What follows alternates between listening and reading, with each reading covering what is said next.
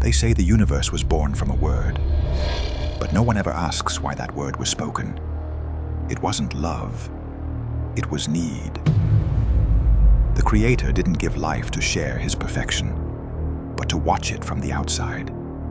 He created so He could be seen, worshipped, to confirm that He was God. But something went wrong, because what He made to feel eternal started to feel too free. And that was heaven's first mistake, to confuse obedience with control. They told us fire was a gift, but no one gives power without expecting something in return. Knowledge was the forbidden spark. Humanity began to understand what it never should have: the structure of heaven, the composition of matter, the language that binds all things. And then He saw them create, not temples, but tools, ideas, symbols.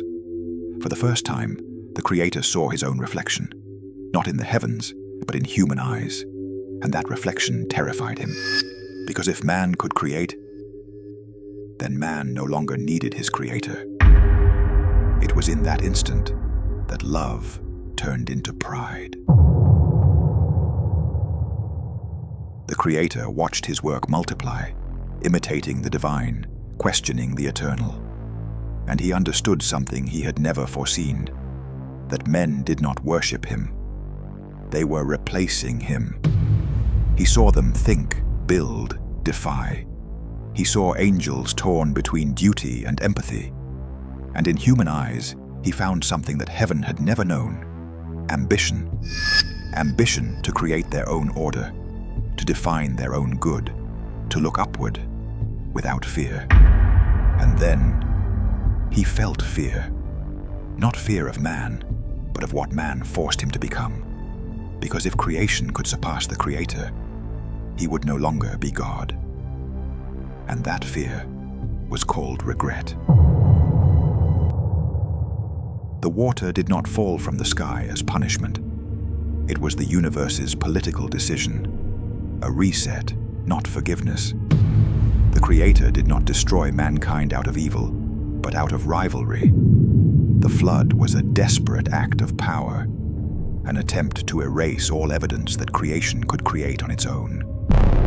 And as the world drowned, heaven believed it had reclaimed its throne, but it hadn't. Because among the ruins, among the bones and the mud, memory survived.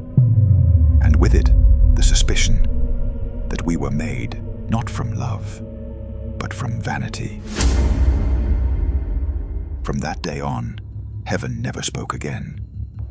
Not because it has no voice, but because it cannot bear to hear ours. Every word, every invention, every line man writes is a way to remind Him that we no longer need Him.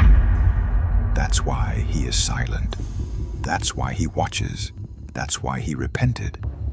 Because He realized that by giving us the spark, He also gave us doubt. And doubt is the true eternal flame. Perhaps the day He wept for His creation, He didn't cry for what we had done, but for creating something that could go on without Him. Some call it punishment, others evolution, but perhaps it was nothing more than divine pride. Chronicles of lost faith. Stories not meant to destroy your belief, but to reveal what was hidden behind it. Subscribe. And remember, truth itself can be an act of creation.